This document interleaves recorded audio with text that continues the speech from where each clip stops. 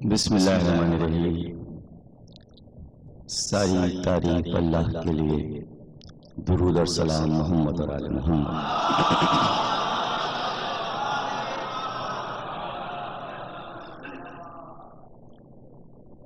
عشرہ چیلم کی 7ویں تقریر آپ حضرات سماعت فرما رہے ہیں۔ تاریخ شیعت ہمارا عنوان ہے۔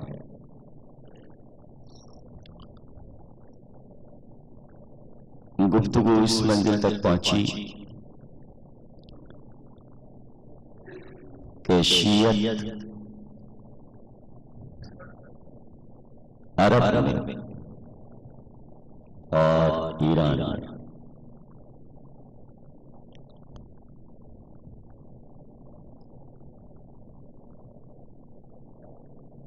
افکار جب چھانے لگے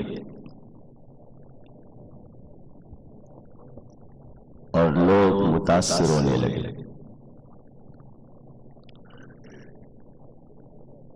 اور دیکھ لیا زمانے میں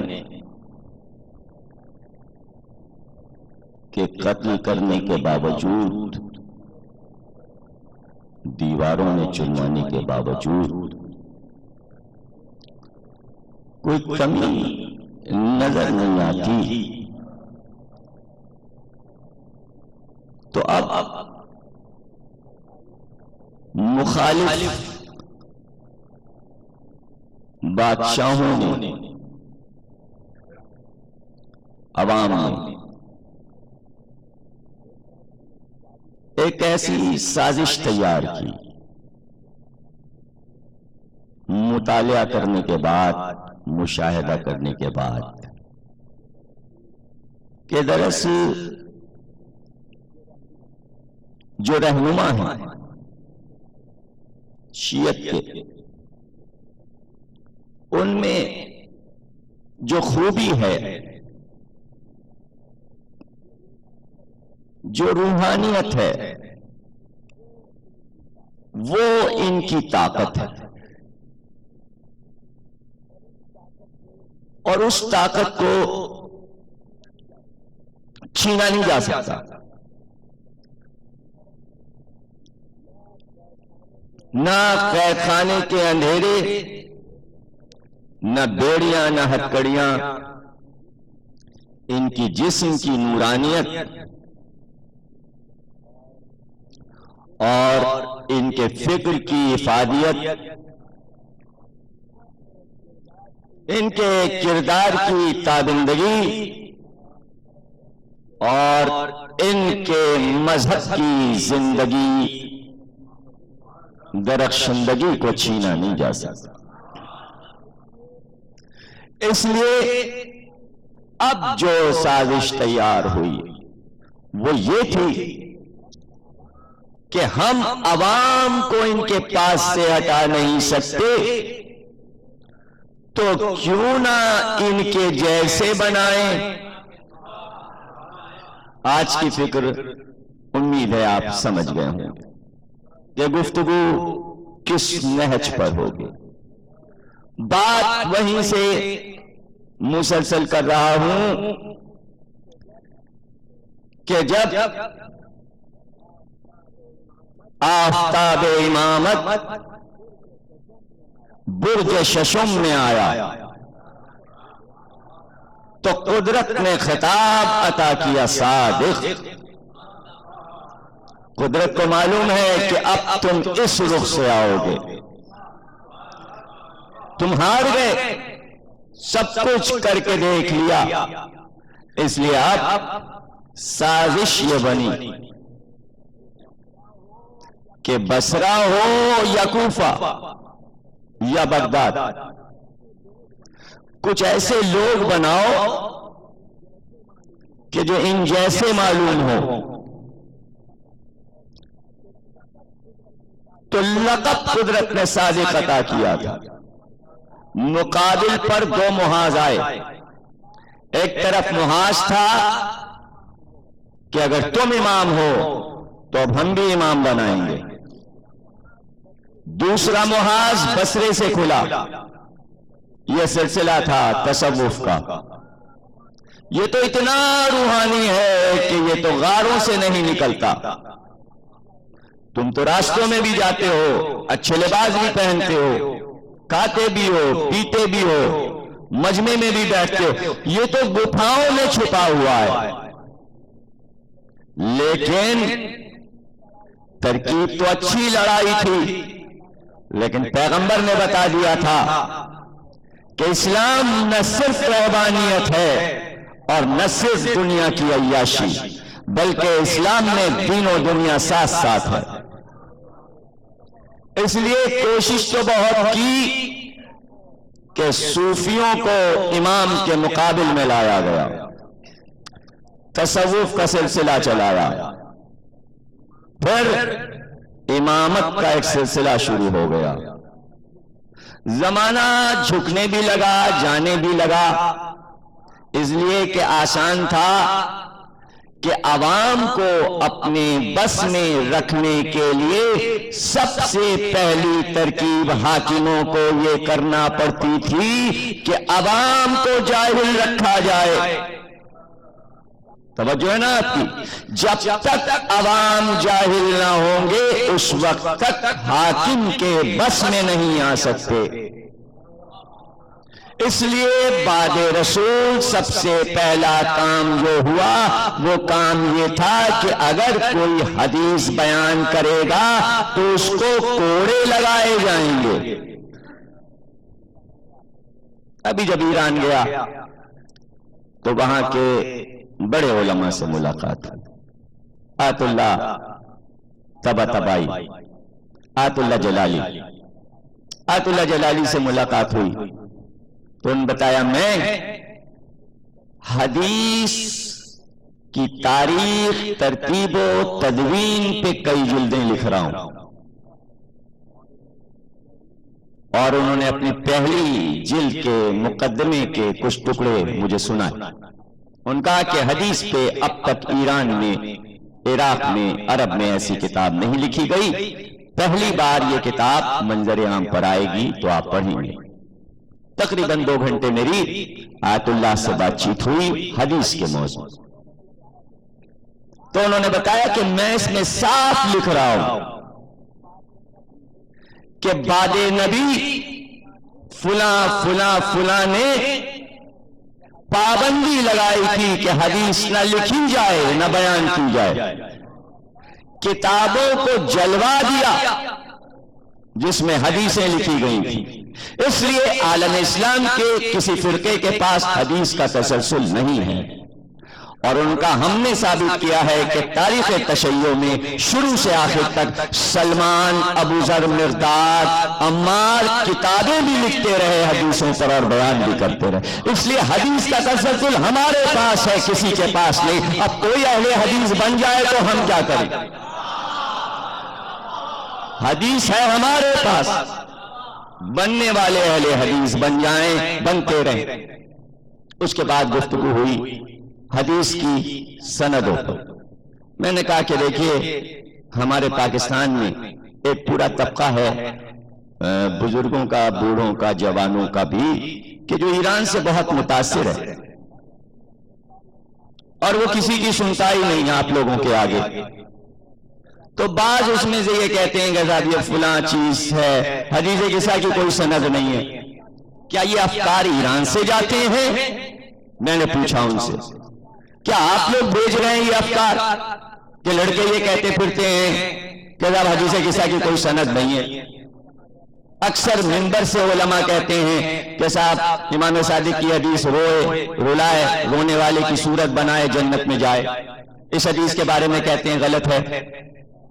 جلال آ گیا جلالی صاحب کو، کہنے جھوٹے ہیں وہ، کاذب ہیں سب۔ وہ کیا کہتے ہیں؟ میں نے کہا وہ سند کی بات کرتے ہیں۔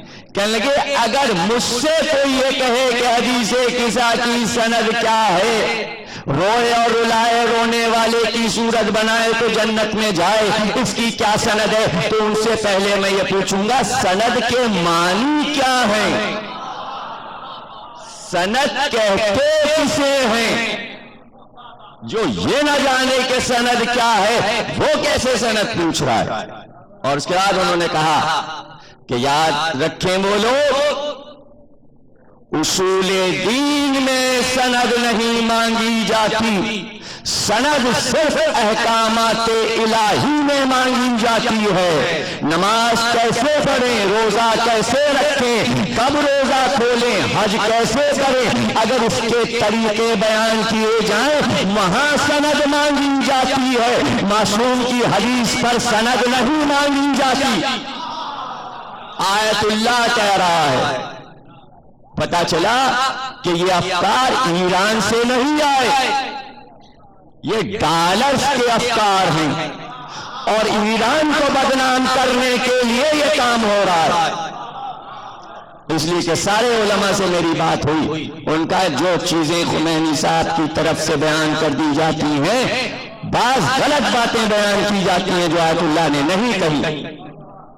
اس لیے میں اس مرتبہ قم اور مشہد کے تمام علماء سے ملا تاکہ آپ ہوشیار رہیں اور ایران کے نام پر جو تشیع کا استحصال کیا جا رہا ہے اس سے بچیں۔ بہت ضروری ہے۔ تشیع کوئی ڈھکی ہوئی چھپی چیز نہیں کہ بار بار اس کے عقائد بدلیں، اصول بدلیں، ایسا نہیں ہوتا۔ اگر تشیع میں 1400 برس پہلے الیکشن حرام تھا تو آج بھی حرام ہے۔ عقیدے نہیں بدلا کرتے، شورا، وصیت، اجماع کل بھی حرام تھا آج بھی حرام، کچھ بدل نہیں جائے گا۔ اگر کل بھی تشیع کا عقیدہ تھا کہ نماز اس کے پیچھے پڑھی جائے جو عادل ہو، نماز اس کے پیچھے پڑھی جائے جو نسل کا اچھا ہو، آج بھی شرائط وہی رہیں گی، شرائط نہیں بدل جائیں گی جس کے چاہے پیچھے نماز پڑھ لو۔ ایسا کوئی فتویٰ ایران نے نہیں دیا، علماء نے ایسی کوئی بات نہیں کی۔ کہاں سے یہ سب کچھ بن کر آتا ہے مجھے علم نہیں، اور اس مسئلے میں صرف میں چاہوں گا کہ جتنے بھی بزرگ ہیں، ماں اور باپ، وہ اپنے بچوں کو ذرا کنٹرول میں رکھیں، ان کے عقائد کا جائزہ لیں اور ان سے پوچھیں کہ کس عقائد پر چل رہے ہو۔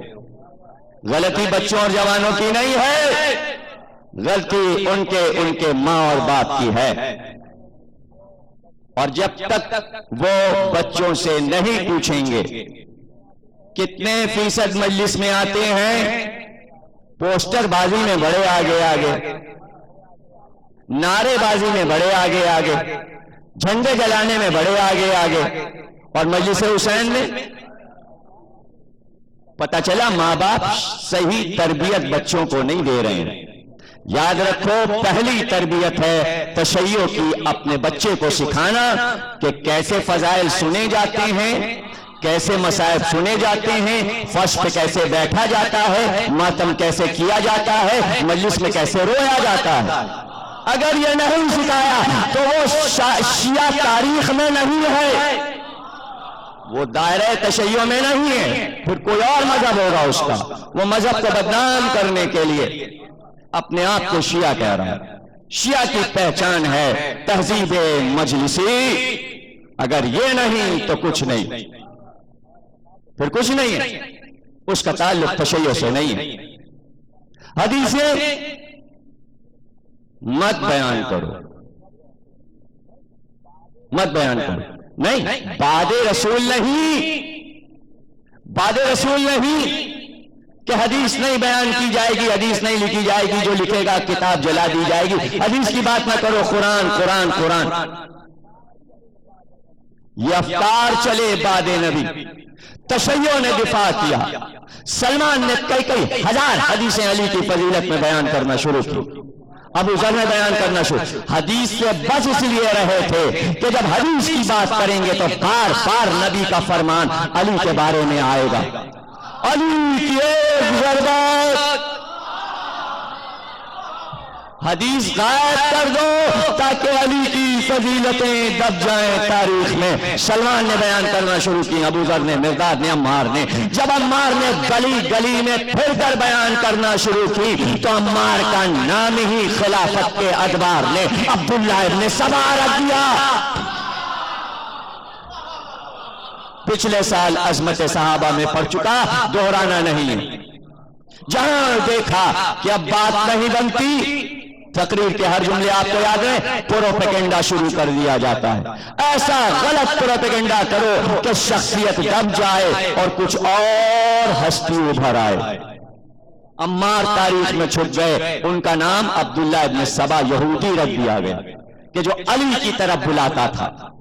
اگر کوئی نئی چیز عبداللہ ابن سبا تھا، کہاں سے آیا؟ بہکایا، چند مہینوں میں قتل کروایا، پھر پتہ نہ چلا زمین کھا گئی کہ آسمان نگل گیا، نہ اس کا مرنا پتا، نہ کہیں جانا پتا، نہ اس کا خاندان پتا، نہ اس کا شجرہ پتا، نہ اس کی اولاد کا پتا۔ ارے ہم تو کروڑوں دشمن بھی اگر ہو اہل بیت کے تو ایک ایک کا شجرہ جانتے ہیں، وطن جانتے ہیں۔ اسلام کے دشمن کے شجرے ہم سے سن لو، گھرانہ سن لو، خاندان سن لو، ہم سب بتا دیں گے۔ تمہارا ایک دشمن تھا اور اس کے خاندان کا پتہ اب تک نہ چلا کہاں سے آیا، اب تک اس کے دادا پردادا کا نام نہ پتہ چلا، اور غائب کہاں ہو گیا؟ غائب کہاں ہو گیا؟ چلا کہاں گیا؟ پتہ چلا کسی شخصیت کو بنایا تھا، اس کو چھپانا کہتے کیسے صحابی کو برا؟ اگر ایک صحابی پہ لعنت کرنے لگتے تو آج 60,000 صحابی کیا بچ جاتے؟ بڑی سازشیں تھیں، اور اس طرح بچ بچ کر چلنا تھا تشیع کو، اور تشیع نے پھوک پھوک کر قدم رکھے، آگے بڑھی۔ حدیثیں نہ لکھو، نہیں، پیغمبر کی حیات میں یہ آج جو حدیثوں کی مخالفت آپ کو نظر آتی ہے، حدیث غذا سند نہیں، یہ فکر کہاں سے آئی؟ فکر کہاں سے آ رہی ہے؟ تشیع کی فکر نہیں ہے۔ آیت اللہ باقر الصدر نام تو سنا ہے نا، بڑے پوسٹر لگتے ہیں، تصویریں لگتی ہیں، اب ان کی کتابیں بھی چھپ رہی ہیں۔ اب ان کی کتاب پڑھ لیجئے، تاریخ تشیع، چھوٹی سی کتاب ہے، پتلی سی، 100 صفحے کی ہوگی، بلکہ اس سے بھی کم، ترجمہ ہو کے بازار میں موجود ہے۔ اس میں لکھتے ہیں کہ اصحاب رسول اللہ سے کبھی کچھ پوچھتے ہی نہیں تھے۔ بھائی آیتیں آئی، نبی نے سنا دی، اب اگر کچھ پوچھیں گے تو وہ حدیث بن جائے گی۔ پوچھتے ہی نہیں تھے، زحمتی گوارا نہیں کرتے تھے کہ نبی سے کچھ پوچھیں۔ اگر بدو عرب کبھی آ گئے کچھ پوچھنے تو آ کے بیٹھ جاتے تھے کہ اب یہ پوچھیں گے تو ہم سن لیں گے، یہ بدو عرب نبی سے مسئلے پوچھیں گے ہم سن لیں گے۔ لیکن اگر مسئلے مسائل، عادات، نجی زندگی، فروع کا مسئلہ بدو عرب پوچھتے تو سارے اصحاب خوش ہو جاتے تھے۔ کون لکھ رہا ہے؟ باقر الصدر آیت اللہ، ان کی کتاب سے حوالہ دے رہے ہیں، کتاب میں حوالے دیکھ لیجئے۔ اگر فروع کا مسئلہ بدو عرب نے پوچھا تو اصحاب خوش ہو جاتے تھے، اور اگر اصول دین کا کوئی مسئلہ پوچھ لیا تو منہ لٹک جاتے تھے، اس کے چلے جاتے تھے۔ یہ تھا اصحاب کا عالم۔ فروع اصول کی لڑائی نبی کی حیات میں شروع ہو گئی تھی۔ اور غور کیجئے، بدو آئیں پوچھیں یہ نہ پوچھیں، اور اصول کا مسئلہ پوچھ لیں تو منہ لٹک جائیں صاحب کے۔ پتہ ہے کیوں؟ اس لیے کہ مخالفت یہ تھی کہ جس شے کو دیکھا نہیں اس کے بارے میں کچھ بیان نہ کیا جائے. جنت ہم نے دیکھی نہیں، دوزخ ہم نے دیکھی نہیں، صراط ہم نے دیکھا نہیں، میزان ہم نے دیکھا نہیں، آخرت ہم نے دیکھی نہیں، قیامت ابھی آئی نہیں، اس پہ کیا پیغمبر بولتے رہتے ہیں. جب ہماری باری آئے گی ہم کیا بولیں گے؟ ہم نے میزان دیکھا نہیں، صراط ہم نے دیکھا نہیں، جنت ہم نے دیکھی نہیں، دوزخ ہم نے دیکھی نہیں، قیامت ہم نے دیکھی نہیں، ہم کو کیا پتا. ہاں ہم سے پوچھو غسل کیسے ہوتا ہے، وضو کیسے ہوتا ہے، یہ سب پوچھو بتا دیں گے. اب سمجھ گئے کیوں بچا جا رہا تھا؟ تشیع نے فتح اس لیے پالی کہ تشیع کے امام زیادہ تر حشر و نصر پر بولتے. قبر میں کیا ہوگا آؤ ہم بتائیں، میزان پہ کیا ہوگا آؤ ہم بتائیں، قیامت پہ کیا ہوگا آؤ ہم بتائیں، کیسے قیامت رونما ہوگی آؤ ہم بتائیں، کوثر سے کیسے ہم آئیں گے آؤ ہم بتائیں. یہ کون بتا سکتا تھا؟ اب سمجھے آپ، افکار بدلے گئے، تشیع نے کچھ نہیں بدلا. پھر دوہرا دوں، اکثریت اقلیت سے الگ ہوئی اپنا عقیدہ لے کر الگ ہو گئی. فقہ کی باتیں کرو، فقہ کی باتیں کرو، فقہ پڑھو، فقہ سیکھو. اچھا سیکھو پڑھو، کس نے روکا؟ تدوین کر کے تو دکھاؤ، جمع کر کے تو دکھاؤ. جمع کیسے ہو؟ پسند تو ہے سبجیکٹ مگر عبور بھی تو ہو. جناب فضہ کے شوہر نے وفات پائی، دوسرے نے پیغام دے دیا، فضہ نے انکار کر دیا، اس نے خلیفہ وقت سے شکایت کر دی، خلیفہ وقت نے فضہ کو دربار میں طلب کر لیا کہ جب رشتہ آیا تو شادی کیوں نہیں کرتی؟ کہ خلیفہ بن گئے یہ نہیں معلوم، جب تک عدت کے دن نہ گزر جائیں میں شادی کیسے کر سکتی ہوں؟ اتنا کہا، علی کی کنیز مجھ سے زیادہ فقہ جانتی ہے، تو فقہ جاننے والوں اپنا مرتبہ کچھ تو کنیزوں سے بڑھاؤ.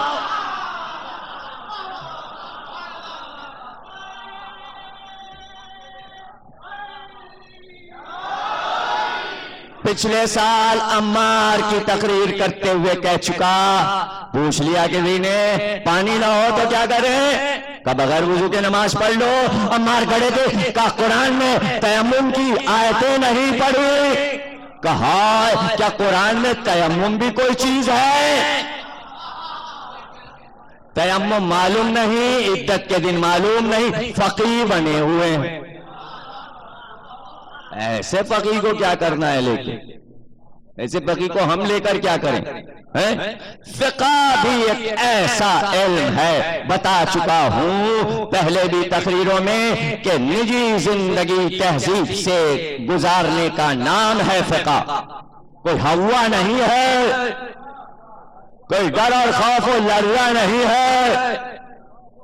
فقہ صبح سو کر اٹھنے سے رات کو سو جانے تک جو لمحے تم نے گزارے وہ تہذیب کے دائرے میں گزارے جائیں، اسی کو فقہ کہتے ہیں.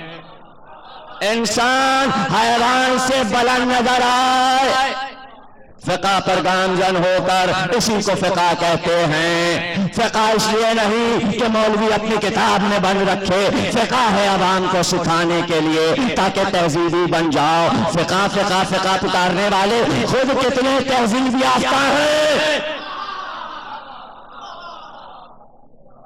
کتنے ادب پہ چلتے ہیں، کتنے تہذیب پر چلتے ہیں، کتنے بزرگوں کو سلام کے لیے ہاتھ اٹھتے ہیں، ہاتھ تو ٹوٹتے نظر آتے ہیں. پتہ بھی ہے سلام کا کیا حکم ہے؟ فقہ میں سلام کا چیپٹر پڑھو، عمر بڑھتی ہے پہلے سلام کرنے سے. یہاں اب ہم لڑکوں کو دیکھ رہے ہیں بزرگوں کے سامنے سے گزر جاتے ہیں، سلام کے لیے ہاتھ نہیں اٹھتے. اسی لیے امام صادق نے مدینے میں مدرسہ لگایا تھا، آؤ ہم سے سیکھو. تو اب امام صادق نے اپنے مدرسے میں صرف فقہ نہیں پڑھائی، 4000 طلبا کیا صرف فقہ پڑھنے آتے تھے؟ کوئی فزکس کا طالب علم تھا، کوئی کیمسٹری کا طالب علم تھا، کوئی فلسفے کا، کوئی منطق کا طالب علم تھا، کوئی سیر کا طالب علم، کوئی حدیث کا طالب علم، کوئی قرآن کا طالب علم. کوئی نیا مدرسہ نہیں کھلا. یہی مدرسہ سب سے پہلے علی نے مسجد کوفہ میں کھولا تھا. محمد حنفیہ سرسوں نہ ہو تم سیکھو، عبداللہ ابن عباس تفسیر کا علم تم لو، اور تمہیں ابن داد تم دعاؤں کا علم لے جاؤ، سمجھ عمار حدیث کا علم تم لے جاؤ. جس کو جیسا پایا ذہن کی ساخت کے مطابق وہی علم عطا کر دیا. تشیع صرف فقہ کا نام نہیں ہے، نفاذ فقہ جعفریہ صرف نہیں ہے. ہم اول و آخرین کے علوم رکھتے ہیں.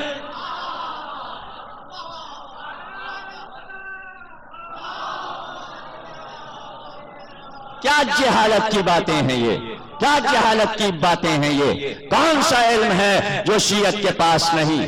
ایک ہی نعرہ فقہ فقہ فقہ. جاؤ اگر تمہارے سمجھ میں باتیں نہیں آتی تو ایران کی چھپی کتاب جہان شیعہ پڑھو. 23 یورپ کے مورخین علماء دانشوروں نے مل کر لکھی ہے. اب جملے سن لو کہ 23 دانشور کیا کہتے ہیں امام کے بارے میں.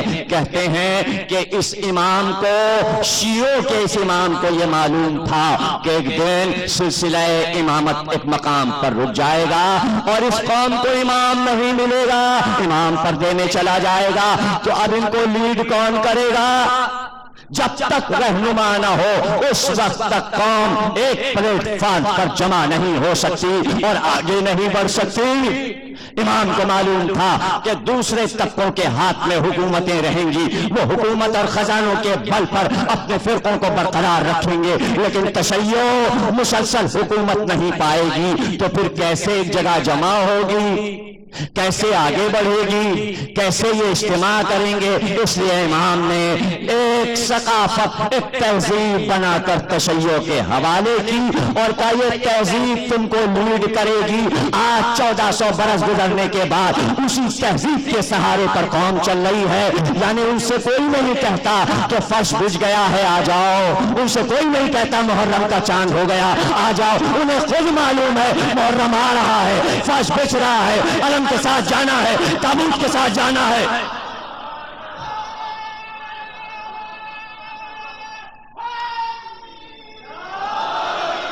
کون لیڈ کرتا ہے؟ لیڈنگ پاور مانتا کون ہے یہاں؟ ایک لیڈر بنتا ہے تو دوسرے صوبے میں دوسرا بن جاتا ہے. اس قوم نے کبھی کسی کو لیڈر مانا ہی نہیں. ائمہ کے بعد اس قوم نے کسی کو لیڈر نہیں مانا، ہمیشہ اختلاف ہے. اس لیے کہ ایسی عظیم ہستیوں کو لیڈر مان چکے تھے کہ کبھی ذہن نے قبول ہی نہ کیا. جو اپنے قوم کے بڑے بڑے علماء کو، جو قوم خدا کے لیے سمجھو، جو قوم 12 امام کے بعد کسی سے لیڈر ماننے کے لیے تیار نہیں، اب کیا 72 فرقے چاہتے ہیں کہ 10,000 کو مان لیں؟ کیا چاہتے؟ خود فیصلہ کیجئے آپ کیسے مان لیں. چھوٹ بھائیوں کو لیڈر کیسے مان لیں؟ ارے ایسے بڑے بڑے گزر گئے، ایسے بڑے بڑے گزر گئے، لیکن ایک امیج قائم ہو گیا. یہ ہے 12 امام ہمارے، ان کا ایسا لاؤ.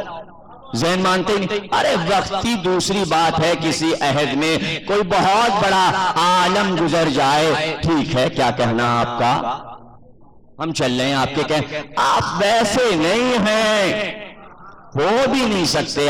ہر ذہن یہی پکارتا ہے 12 جیسا کوئی نہیں.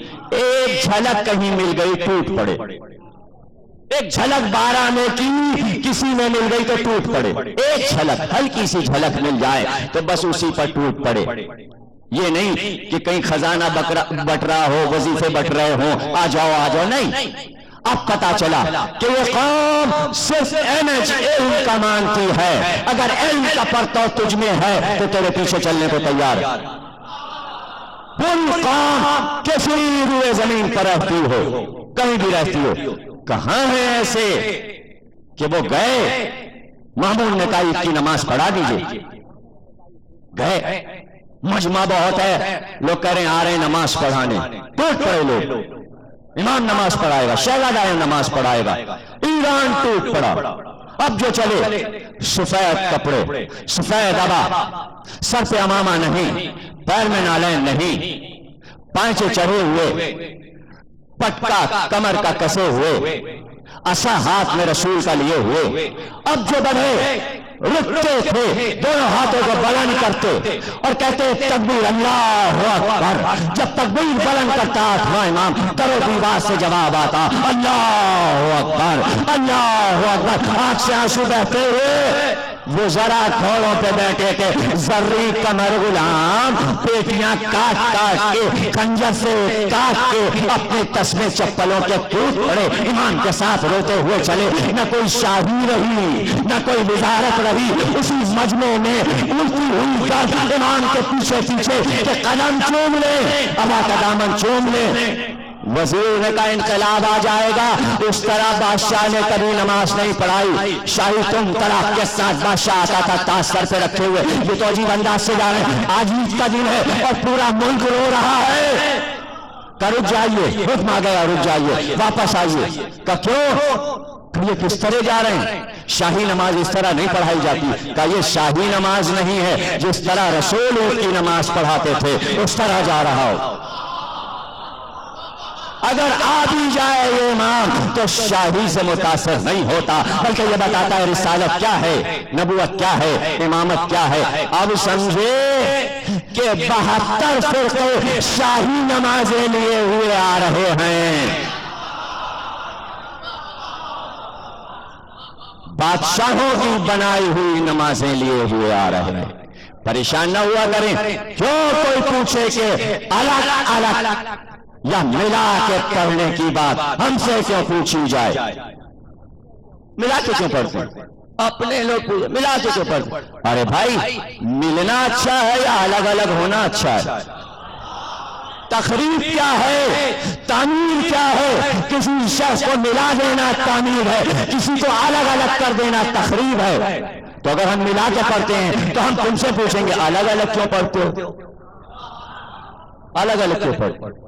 مسئلہ صرف اتنا ہے کہ بعد رسول جیسی نماز آپ پڑھ رہے ہیں اسی طرح پڑھی گئی، اس کے بعد 10 سال یہی نماز پڑھی گئی، اس کے بعد 13 برس یہی نماز پڑھی گئی، پھر 4 برس علی نے یہی نماز پڑھائی، لیکن صفین کی لڑائی میں دمشق میں نماز بدلی گئی، جو ہاتھ کھلے تھے وہ باندھے گئے۔ خلیفہ اول نے، خلیفہ ثانی نے، خلیفہ سوم نے، خلیفہ چہارم نے، چاروں نے ہاتھ کھول کر نماز پڑھی ہے۔ معاویہ نے پہلی بار ہاتھ بندھوائے تاکہ غلام لگے سب ہمارے، ملوکیت آ گئی تو مسلمانوں کو اپنا غلام سمجھنے لگے، یزید اور یزید کے خاندان والے۔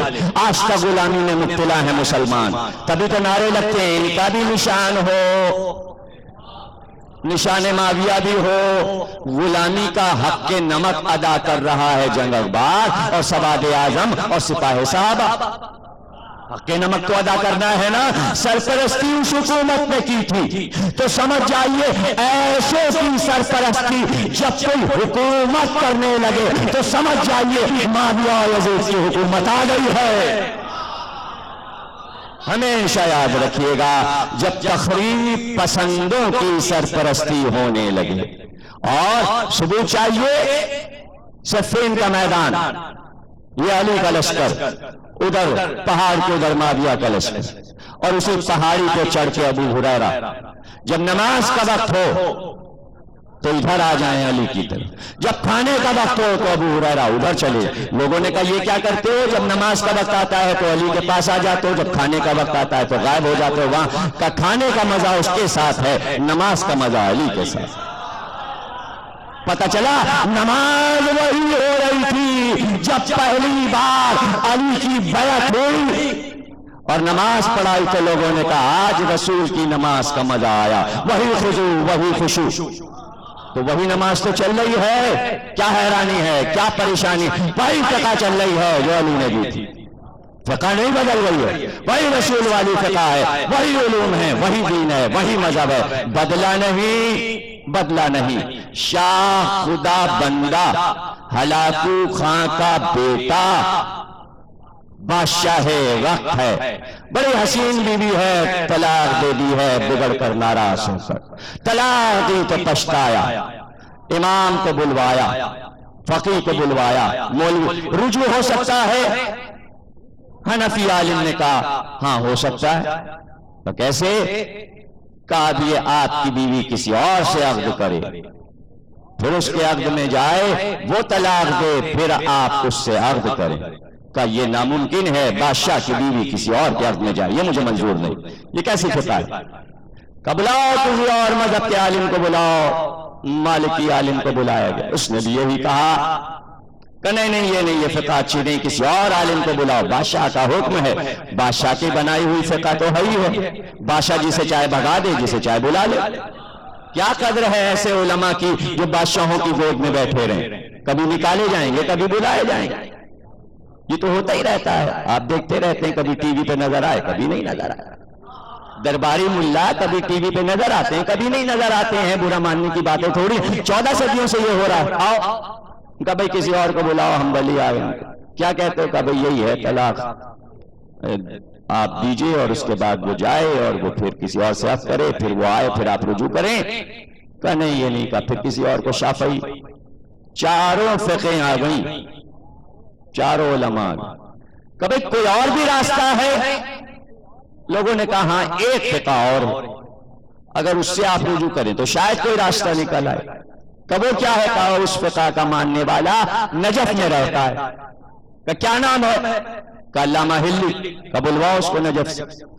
شاہ خدا بندہ ہلاکو کا بیٹا نجف سے علامہ ہلی کو بلواتا ہے، آ رہے ہیں، بڑا اہتمام ہے، چاروں فقہ فیل ہو چکی ہیں، اب پانچویں آ رہی ہے، تو ظاہر ہے اس کے لیے اگر یہ بھی سہارا گیا تو بیوی گئی، اس لیے گارڈ آف آنر دیا جائے اور ان کے لیے اہتمام کیا جائے، لوگ لینے جائیں اور درباری کھڑے ہوں اور غلام کھڑے ہوں، سلوٹ مارے جائیں، سلام کیے جائیں، یہ ہو وہ بڑے اہتمام سے لائے گئے نجف سے، مگر جب دربار میں آئے، سجا ہوا دربار انہی کے لیے سجایا گیا تھا، کیسے کیسے قالین بچھائے گئے تھے، قالین دیکھا تو جوتیاں اتاری، بغل میں دبائیں اور چلے۔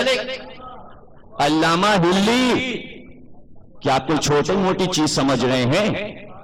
علامہ ہلی کو، اب یہ رضویہ میں چوراہے سے آگے بڑھے تو بورڈ لگا ہوا ہے خیابان علامہ ہلی۔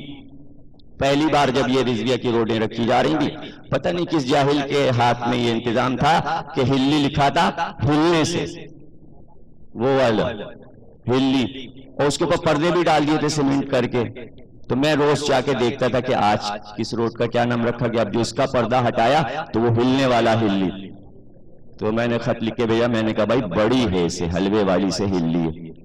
تو اس وقت تو لوگوں کو یہی نہیں معلوم تھا، بزرگوں کو، جب قاضی اللہ شوستری روڈ رکھا ہے، کہنے لگے دیکھیں ہندوؤں کا شاستری کے نام پہ رکھ دیا، اور یہ دیکھیں ہلی بلی پہ کوئی نام رکھ دیا، یہ عالم تھا لوگوں کے علوم کا۔ تو اس زمانے میں آج سے 22 برس پہلے اس رضویہ میں جب یہ بورڈ لگتے تھے تو جس دن نیا بورڈ بنتا تھا اس دن کی مجلس میں اسی بورڈ سے متعلق پڑھتا تھا، تب یہ ذہن تیار ہوئے ہیں رضویہ کے جوانوں کے۔ اب 15-20 برس سے تو میں یہاں سے دور ہوں تو کافی شرری لوگ بھی ہو گئے، وہ کیا کرتے ہیں، آپ کا پوسٹر کسی ذاکر کا لگا تو اس میں اپنی ذہانت دکھاتے ہیں، کوئی حرف نیچے سے غائب کر دیا، کچھ اور بنا دیا۔ اب مثلا دیکھیے الحاج لکھا ہوا ہے میرے نام میں، جیم کا نقطہ مٹا دیا تو کیا بچا، الہ، اب الہ بچا، اب بتائیے مجھے اللہ بنا دیا۔ اب اپنے حساب سے بڑی ذہانت کی تھی، بن گیا الہ۔ ابھی جیسے علی کا نام بگاڑو تو ولی ہو جاتا ہے، تو ذاکر کا نام انہیں یہ پتہ ہی نہیں کہ مٹ سکتا ہے نہ بگڑ سکتا ہے۔ سید کا سین نکالا، ایک نقطہ غائب کیا تو وہ ہو گیا بدھ، بدھ بھی اللہ کا نام ہے۔ یا بدھ ہو 100 بار پڑھو دعا قبول ہو جاتی ہے، بدھ بھی اللہ کا نام، الہ بھی اللہ کا نام، الہ بدھ ضمیر اختر نقوی، اللہ بنا دیا مجھ کو انہی جاہلوں نے۔ اگر یہ اشرا سن رہے ہوتے تو یہ شرپسندی کی باتیں ختم ہو، اپنی تاریخ شیعت کو خود ہی تاریخ تخریب بنا رہے۔ اپنی جہالت کی وجہ سے، اپنی جہالت کی وجہ سے۔ یہ مجلسیں اسی لیے ہوتی ہیں کہ اگر ماں باپ نے نہیں سکھایا تو یہاں آ کے سیکھو۔ اگر خطا ہو گئی ہے، گھر سے بھاگ بھاگ کے دوسرے کاموں میں چلے گئے ہو، اماں ابا کے پاس نہیں بیٹھے، یہاں آ کے بیٹھو، یہاں سیکھو آ کے۔ اور کیا آئے علامہ ہلی، تب سیکھو۔ 11 برس کی عمر میں حافظ قرآن ہو گئے تھے۔ کون؟ علامہ ہلی 11 برس کی، بعد نے لکھا 9 برس کی عمر میں قرآن پورا حفظ ہو گیا، اور 11ویں برس نجف کے مدرسے میں بڈھے بڈھے علماء کو درس دیتے تھے فقہ کا۔ یہ ہے علامہ ہلی، 11ویں برس درس سکھاتے تھے جو مجتہد بن رہے تھے ان کو۔ اور ظاہر ہے کہ ان کے والد کلاسیں لیتے تھے، جب فرصت نہیں ہوتی تھی تو بیٹے سے کہتے جاؤ کلاس لے لو، جاؤ پڑھا دو ان کو، سبق دے دو۔ اب بچپنا اپنی جگہ، یہ تو دیکھو علم کا بچپنا کیسا ہوتا۔ اب بچپن تو ختم نہیں ہو سکتا۔ پڑھا رہے تھے، ایک دن پڑھاتے پڑھاتے دیکھا اوپر سے 2 چڑیاں لڑتی ہوئی گری، انہوں نے جلدی سے امامہ اتارا، چڑیوں پہ رکھ دیا، چڑیاں پکڑ لی۔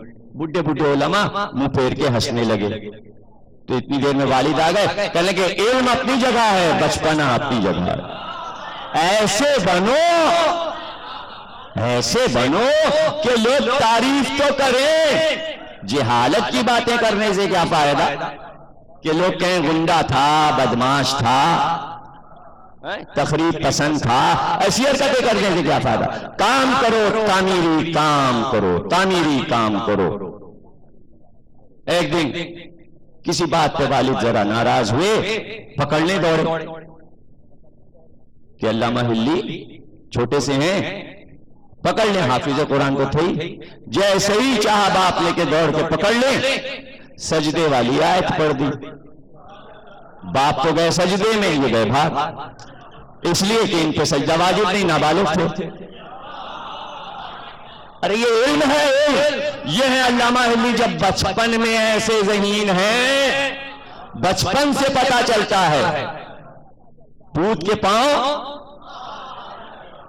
پتہ ہے نا، پالنے میں نظر آ جاتے ہیں، تو اب جوانی کیسی ہوگی؟ اب سوچئے، بچپن میں اتنے ذہین ہیں، اب جو آئے بغل میں جوتیاں دبا لی، اور لوگوں کا سرکار جوتیاں پہن کے چلیے، یہ بغل میں کیوں دبا لی؟ وہ یہیں چھوڑ دیجئے، کہ یہاں کیسے چھوڑ دو، چوری ہو جائیں گے۔ اتنے بڑے دربار میں، بادشاہ کا دربار، شاہ خدا بندہ جس کے جبرو سے لوگ تھر تھر آتے ہیں، یہاں کون جوتیاں چرانے آئے گا؟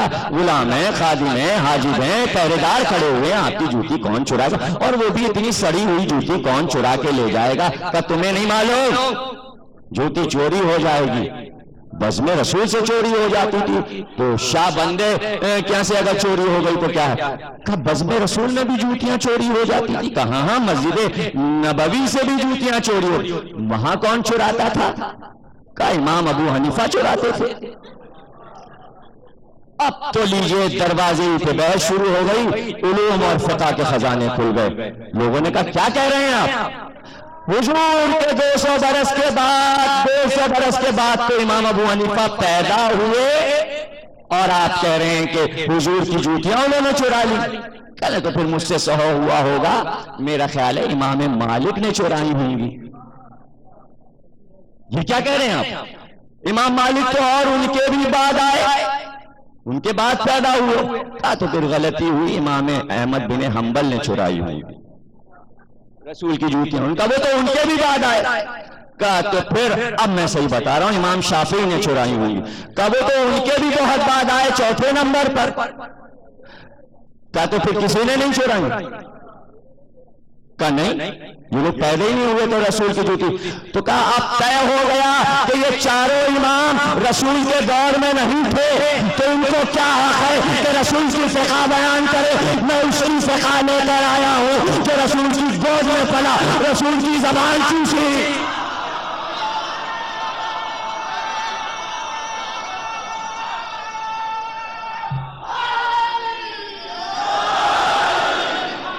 چلو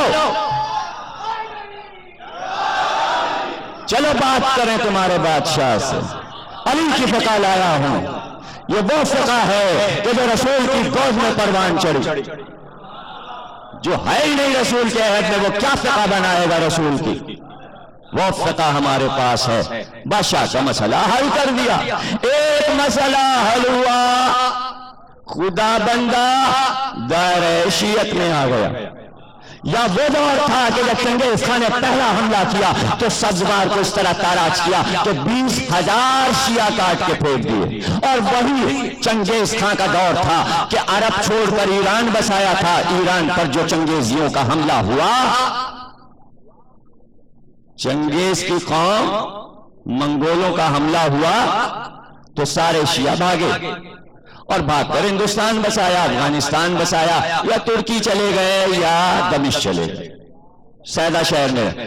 زیدی سادات کے مور سے آلہ، امروہہ سادات کے مور سے آلہ، سیدہ چلے گئے دمشق کی طرف۔ نقوی سادات کے مور سے آلہ، یا افغانستان گردیش چلے گئے یا بخارا چلے گئے۔ سمجھے نا؟ آگے بڑھتے گئے، آگے بڑھتے گئے، اب راستہ کھلا افغانستان سے تو ہند کا رخ کیا، سندھ میں آئے یا پنجاب میں آئے، بخاری نقوی اچ شریف میں بس گئے، گردیزی ملتان میں جا کر بس گئے۔ آج بھی بخارا محلہ، گردیز محلہ پنجاب و سندھ میں اسی طرح برقرار ہیں۔ سادات جہاں خطوں کو سجا دیا، شیعت کے دائرے کو پوری دنیا میں پھیلا دیا۔ آج کائنات کے چپے چپے میں تشیع جگمگا رہا ہے۔ یہ سادات تھے جو گئے اور تبلیغ کرتے ہوئے آگے بڑھے۔ امام پردے میں گیا، علوم آگے بڑھے۔ سادات نہ ٹھہرے عرب میں، علوم پھیلنے لگے۔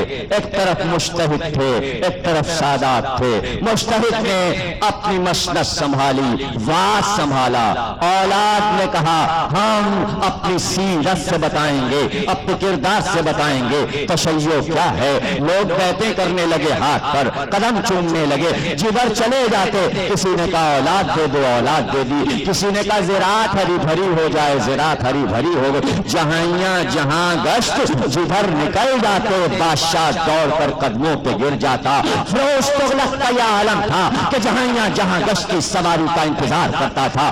اگر آ کر جہاں گشت کہہ دیتے تھے فلاں دیہات فلاں سید کو دے دو، بادشاہ ایسا ہی کرتا۔ خلجی دور آیا، تغلق دور آیا، امیر خسرو کی راگنیوں میں علی علی تھا، سادات کے نعروں میں علی علی تھا۔ بادشاہ بھی متاثر تھے، کہاں سر جھکنے لگے۔ اب سمجھ میں آیا کہ عرب والوں نے حکومت بنا کر ایک ایسی سازش تیار کی تھی کہ اولاد رسول کو پردے میں چھپا دیا تھا۔ اب ہند کی طرف بڑھے تو پردے چھٹنے لگے، بادل ہٹنے لگے، آفتاب امامت نظر آنے لگا، لوگ سر جھکانے لگے۔ نہ دولت کی ضرورت پڑی، نہ خزانوں کی ضرورت پڑی، نہ وظیفے بانٹنے پڑے، بلکہ صرف عظمت علم کی دیکھ کر آپ سے آپ بادشاہ بھی سر جھکانے لگے۔ اور اگر کبھی دیکھا کہ ٹیڑھی نگاہ سے کسی بادشاہ نے دیکھ لیا تو کبھی کبھی تختہ بھی الٹوا دیا، اشارے میں تختہ بھی الٹوا دیا۔ دیکھا کہ تیمور لنگ چلا ہے، اب جو چلا تو فتح کرنے ہند چلا، لیکن نیت کر کے اپنے دست میں لکھتا ہے اپنی سوانح حیات میں کہ پہلے میں نجف کی طرف چلا، پھر کربلا کی طرف گیا۔ رات میں نے اپنے مولا کو خواب دیکھا کہ تیمور جا تو رہا ہے، میرے روزوں کی خبر ہے کہ مولا میں وعدہ کرتا ہوں کہ پہلے میں روزہ تعمیر کراؤں گا۔ پہلی 4 دیواری نجف میں تیمور لنگ نے بنائی، شیعہ نہیں ہے، لکھتا ہے میں حنفی سنی ہوں۔ پہلی 4 دیواری کربلا میں تیمور لنگ نے بنائی، لیکن جب چلا تو خواب میں جو دیکھا تھا وہ لے کر چلا۔ خواب میں حسین نے کہا یہ رومال لے جا، آنکھ کھلی سرانے ایک رومال تھا، رومال کو اٹھایا، اس پر 2 تصویریں بنی تھی، ایک کے نیچے لکھا تھا یہ تعزیہ ہے، یہ زری ہے، زری میرے روزے کی نقل ہے، تعزیہ زینب کی عماری کی نقل ہے۔ اسی کی نقل بنوا کر ہند میں داخل ہونا، ہند فتح پائے گا، دارالحکومت دہلی تیرے قبضے میں آ جائے گا۔ اب جو آیا ہندوستان کا بادشاہ تھا، لیکن یہ کہتا ہوا آیا ایک کاندھے پر تعزیہ ہے، ایک کاندھے پر زری ہے، یہ زینب کی یادگار، یہ حسین کی یادگار، بھائی اور بہن کی یادگار لے کر ہندوستان میں داخل ہوا۔ آزاداری آ گئی، तारीख तशय्यो आगे बढ़ गई। तैमूर लंग की नस्ल में बाबर आया तो उसने हिंदुओं का मुशाहिदा किया, उनकी आदाद व अतवार को अपने तुस्के बाबरी में लिखा, कैसे खाते हैं, कैसे पीते हैं, कैसे चलते हैं, क्या क्या करते हैं। मुशाहिदा बाबर का बड़ा तेज था। बादशाह यूं हुकूमत नहीं करते थे, बल्कि बड़े ज़हीर हुआ करते थे, जहां जाते थे कौमों का मुशाहिदा करते थे। याद रखिए, जब कोई हाकिम अपने दौर की ज़हीर तरीन कौम का मुशाहिदा नहीं करेगा, वो नहीं रह सकता, वो बरकरार नहीं रह सकता। 10 बरस कोई पीरियड होता है। अगर ज़हीन तरीन कौम का मुतालिया कर ले तो 10 बरस क्या है, 40 बरस हुकूमत कर सकता है। लेकिन जब ज़हीन कौम का मुशाहिदा ना करेगा तो फिर जहाज भी धोखा दे जाएगा, जेब का कुरान भी धोखा दे जाएगा, फिर फजा ही में मलकुल मौत आ जाते हैं। फिर तारीख में उस तरह नाम नहीं लिया जाता जिस तरह ज़हानत वाले फिरके के हाकिमों के नाम तारीख में जगमगा रहे हो, वो हैदर अली हो या टीपू सुल्तान हो। बाबर ने मुशाहिदा किया, बढ़ते बढ़ते अयोध्या पहुंचा। फैजाबाद के करीब अयोध्या वो मकाम है जहां राम जी का मकान था और सीता जी का मकान था, जहां वो खाना पकाती थी। उसने कहा यहाँ के हिंदुओं को हटा दो, इस जगह मस्जिद बनाओ। मंदिर को बदल कर मस्जिद तामीर हुई। बाबर ने कहा इसका नाम रख दो मस्जिद बाबरी।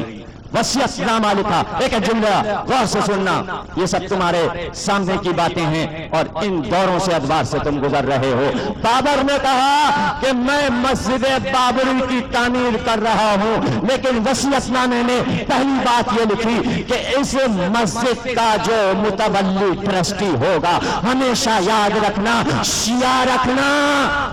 बाबर ने क्या सोचकर वसीयत लिखी थी कि ट्रस्टी शिया रहेगा तो हिंदू कभी शियों से टक्कर नहीं लेते, इस कौम से मुतासिर है, कभी तोड़कर मंदिर न बनाना चाहेंगे। जब ट्रस्टी हटाया गया तो देखा क्या हुआ।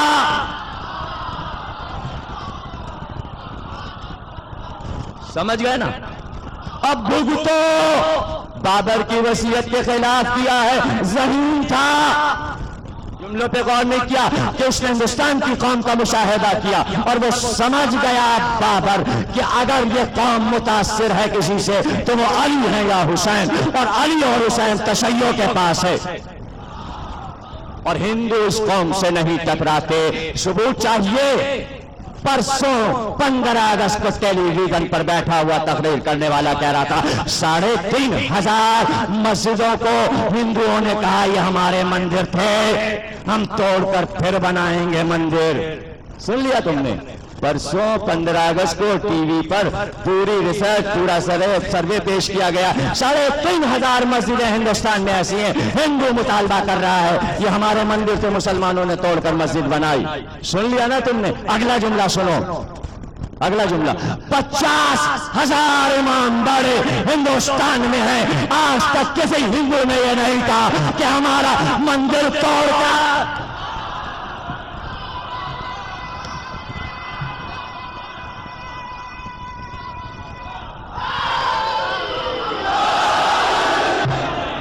जानता है हिंदू कि ये कौम जालिम नहीं, ये कौम दूसरे कौम के रहनुमाओं का भी एहतराम करती है। अब समझे, यही वजह है कि जब जुल्म बढ़ा मुगलों का, कुदरत ने दिखाया, शेरशाह सूरी आगे बढ़ा पारा चिनार से, हुमायूं का तख्त छीन लिया, जमुना में कूद कर जान बचाई। एक बिश्ती ने जान बचाई, अपनी मश्क को बिठाकर जमुना को पार किया, भागकर ईरान पहुंचा। शाह तहमासप का दौर था, शाह तहमासप ने हुमायूं को पनाह दी। आज नहीं ईरान मददगार है मुसलमान ममलिकत का, तारीखी रिश्ते हैं। हुमायूं ने हाथ जोड़े, का शाह तहमासप तख्त दिला दे, का तख्त तो कल ला देंगे हिंद का। शर्त यह है कि जब यहां से जाना तो ये याकूती जरी लेकर जाना। कले में जरी रहे, जरी ना रहेगी तो मुगल हुकूमत ना रहेगी। یہ تاریخ کے وصیت نامے ہیں، اس کی میں پڑھ لو۔ اب جو چلا ہمایوں تو زری یاقوتی لے کر چلا، اس میں قبر حسین کی خاک کی تربت بنی تھی۔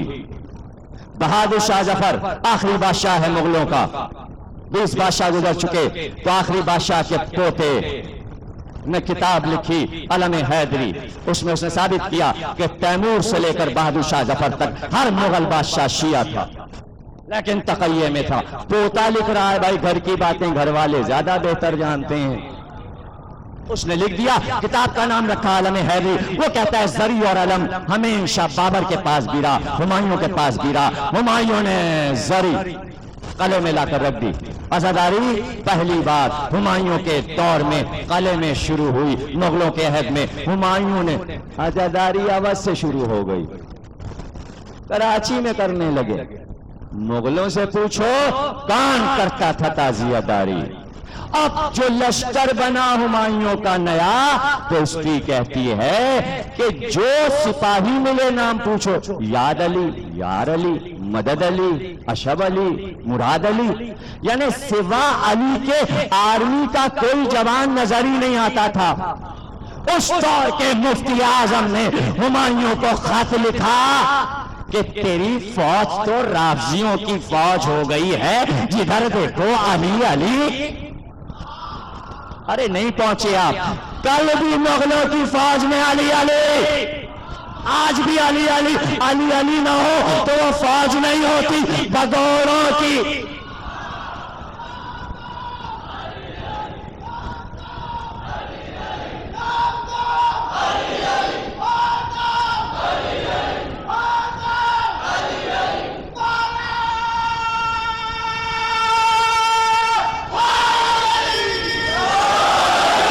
ہسٹری کا حسین جملہ سنا رہا ہوں۔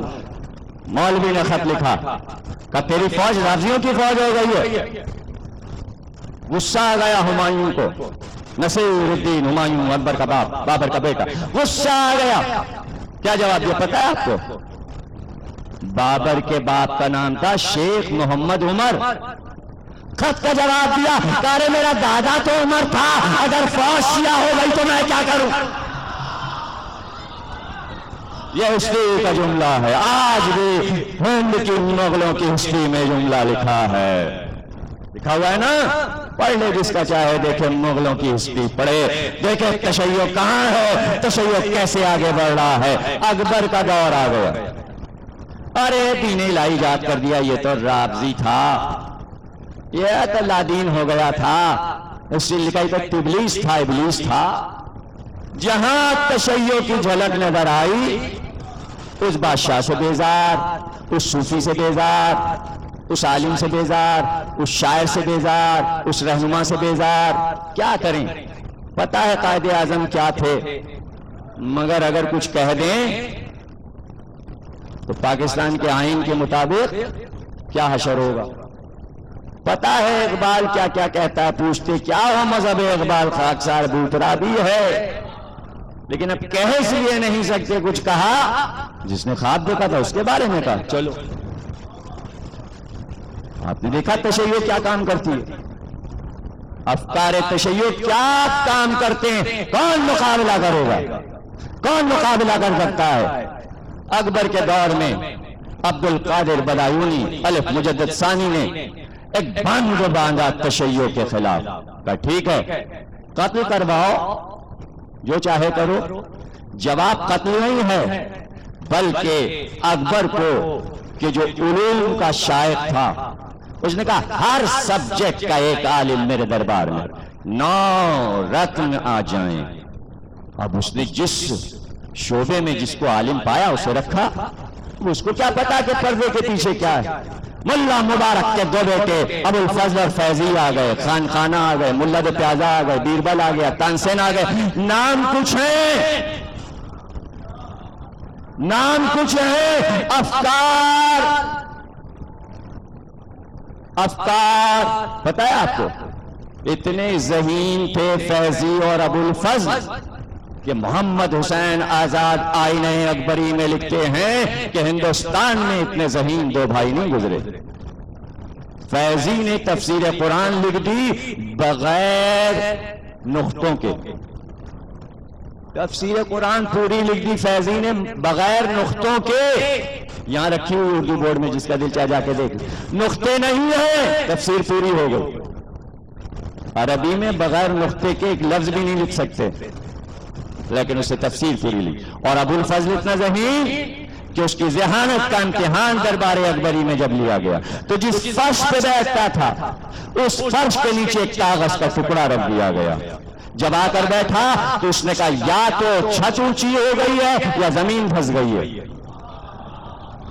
اب جو ہٹایا گیا فرش تو کاغذ کا ٹکڑا نکلا. ہے ذہانت تک کوئی پہنچ سکتا ہے؟ سن لیا نا یہ ہسٹری کے دونوں واقعے آپ نے سن لیا. بغیر نقطوں کی تفسیر، کاغذ نیچے رکھ دیا جائے تو چھت یا تو اونچی ہو گئی یا زمین پھنس گئی. سمجھ گئے نا؟ غور کر رہے ہیں. بجنور میں دونوں بھائیوں کی قبر.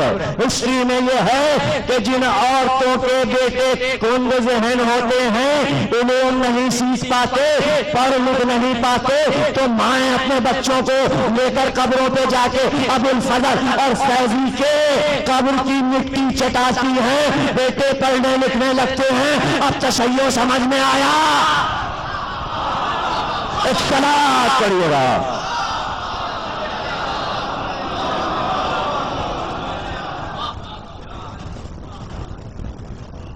جہانگیر کا دور آیا، نور جہاں سے عقد ہوا. سکے پہ لکھ گیا ملک کی بادشاہ نور جہاں. نور جہاں کے افکار وہی تھے کہ جو وہ ایران سے لے کر آئے تھے. چھا گئے اس کے افکار. عالم وقت قاضی نور اللہ شوستری کو خاموشی سے رات میں قتل کیا گیا. نور جہاں نے کہا جن لوگوں نے قتل کیا ہے وہ زندہ نہیں بچیں گے. محل میں دعوت کر کے، بنیادوں میں نمک بھر کے عمارت تعمیر کرا کے، آؤ کھانا کھاؤ. بشتی پانی لیے مشکونے کھڑے تھے. کھانا شروع ہونے والا تھا کہ پانی بنیادوں میں بہا دیا گیا. پورا محل بیٹھ گیا. جو قاضی نور اللہ شوستری کے قاتل تھے اسی محل میں قبر بنا کر سو گئے. نور جہاں نے بتایا کہ ایسا نہ کرو، ہمارے اتنے بڑے عالم وقت کو تم نے قتل کر دیا. نقصان پہنچا ہے علوم کو نقصان پہنچا. اور جس وقت تاریخ لکھوا دی، جس وقت قاضی نور اللہ شوستری کا محضر نامے پہ دستخط جہانگیر کر رہا تھا، نور جہاں کو پتا چلا جہانگیر کا ہاتھ جا کر پکڑ لیا.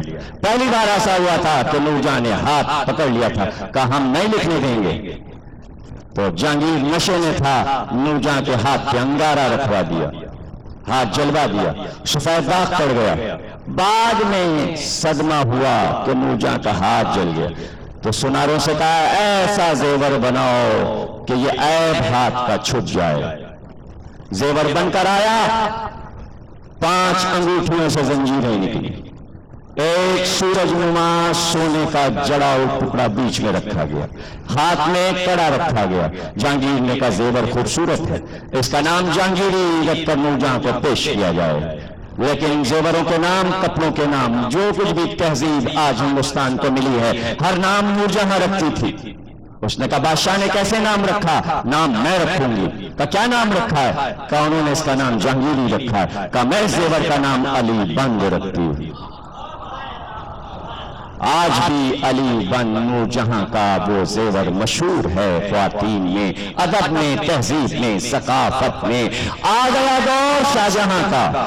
دنیا کی حسین ترین عمارت تاج محل بن کر تیار ہوئی. عبد الکریم ایرانی شیعہ انجینئر نے نقشہ بنایا.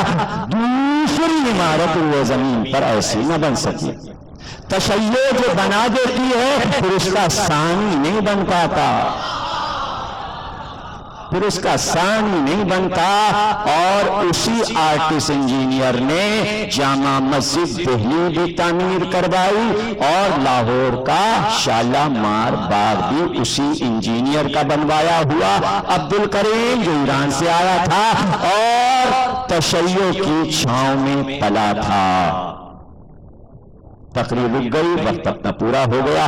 کل یہیں سے بات شروع ہوگی. اس کے بعد اورنگزیب کا دور ہے. تشیع کیسے آگے بڑھی، کتابیں کیسے لکھی گئیں، علماء ہندوستان کیسے آئے، پھر عالمگیر معظم شاہ، عالمگیر ثانی، پھر بہادر شاہ ظفر اول، پھر بہادر شاہ ظفر ثانی، یہاں تک کہ انگریزوں کا دور، تعمیر پاکستان، پھر اودھ کی حکومت، پھر دکن کی حکومت، قلی قطب شاہ سے لے کر 12 بادشاہ، پھر بیدر، پھر بنجاپور، اور یہاں تک کہ مرشد آباد کی حکومت، کلکتے کی حکومتیں، پھر اودھ کی حکومت، آصف الدولہ، سعادت علی خان، برہان الملک، نصیر الدین بادشاہ، غازی الدین حیدر، اس کے بعد محمد علی شاہ، امجد علی شاہ، آخری بادشاہ واجد علی شاہ. یہ سب کل پرسوں اور اس کے بعد کی تقریروں میں تشیع ہندوستان میں بڑھتا ہوا پاکستان تک کیسے آیا، شہروں شہروں میں کیسے پھیلا، ملکوں ملکوں میں کیسے پھیلا، علوم کیسے آگے بڑھے، ادب کیسے آگے بڑھا، مرثیہ کیسے آگے بڑھا، سلام کیسے آگے بڑھا،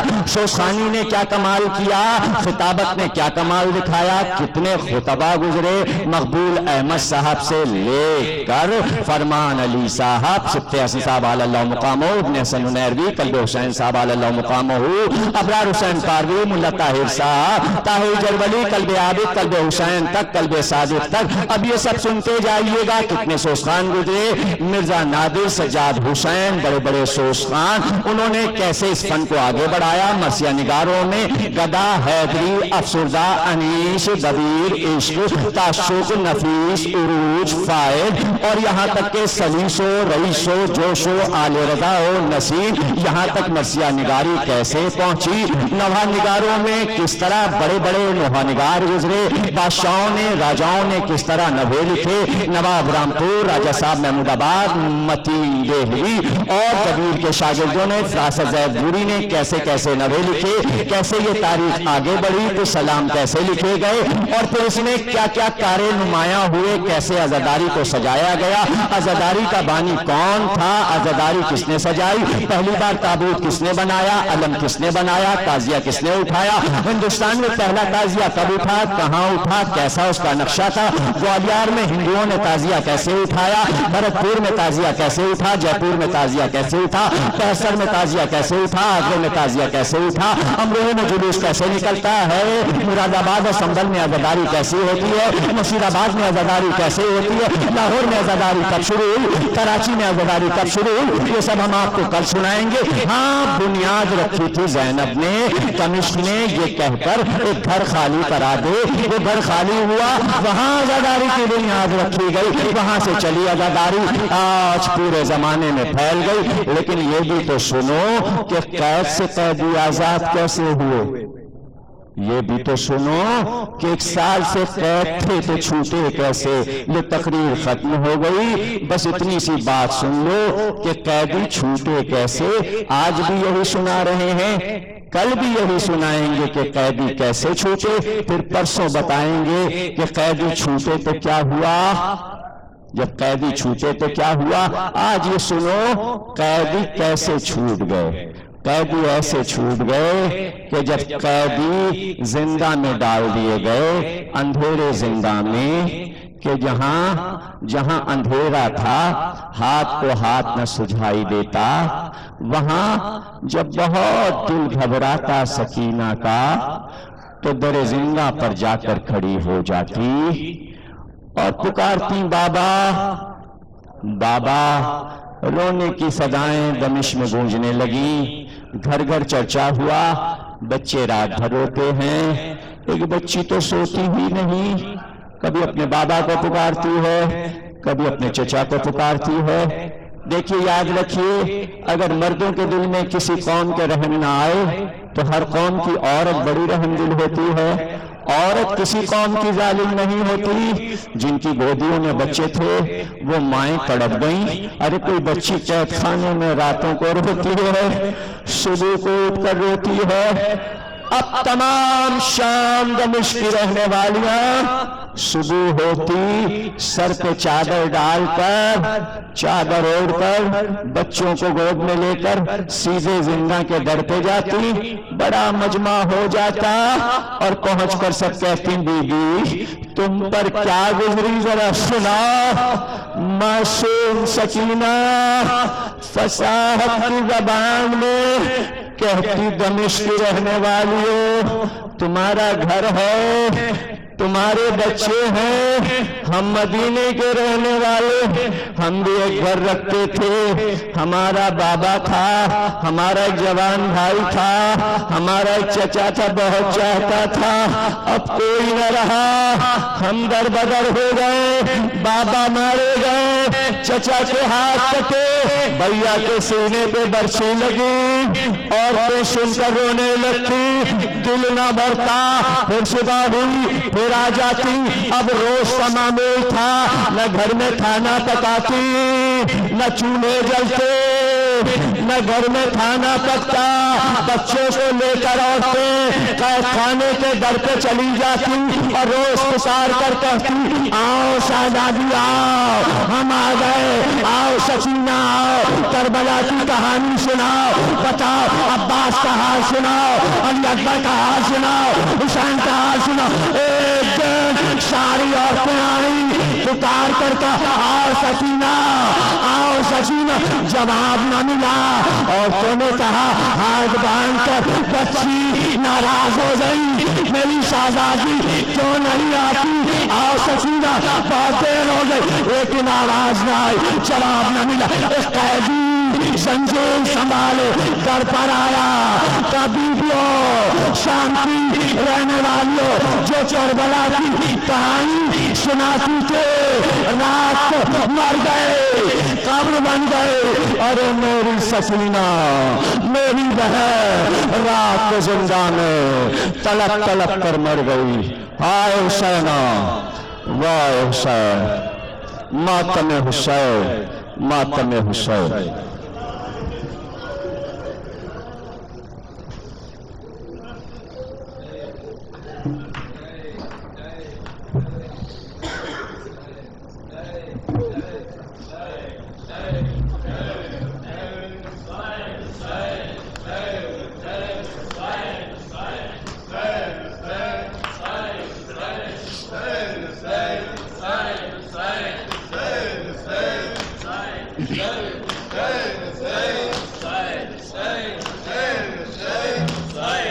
ذیشان سکینہ نادان سکینہ، ذیشان سکینہ نادان سکینہ، اے شام کے زندان کی مہمان سکینہ، ذیشان سکینہ نادان سکینہ، ذیشان سکینہ نادان سکینہ، امو کا علم آیا ہے تعظیم ہے لازم،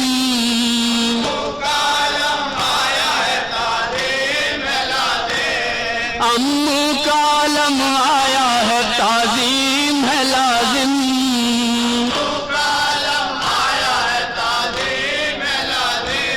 ماواری ہے اس وقت کدھر دھیان سکینہ، ذیشان سکینہ نادان سکینہ،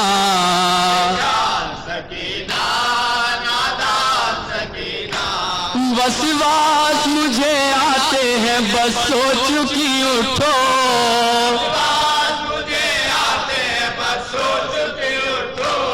ہیں اہل حرم چاک گریبان سکینہ، نادان سکینہ، ذیشان سکینہ نادان سکینہ، زندہ میں تلا تم ہے تیرے مرنے سے بیٹا،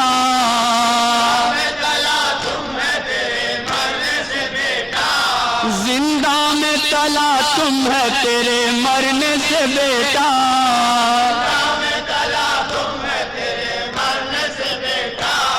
اے بے کس و مظلوم و پر ارمان سکینہ، سکینہ نادان سکینہ ذیشان سکینہ نادان سکینہ، رے بابا سے چھٹی قید ہوئی کھائے تماچے،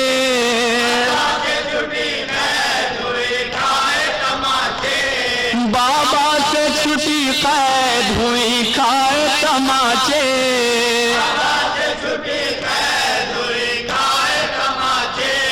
کس بھوک میں کس پیاس میں دی جان سکینہ، سکینہ نادان سکینہ ذیشان سکینہ نادان سکینہ، نادار ہوں محتاج ہوں چادر بھی نہیں نادار ہوں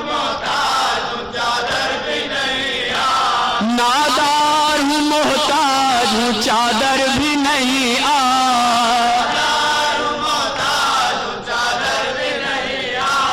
کیوں کر ہو تیرے دفن کا سامان سکینہ، سکینہ نادان سکینہ ذیشان سکینہ نادان سکینہ، اے شام کے زندان کی مہمان سکینہ،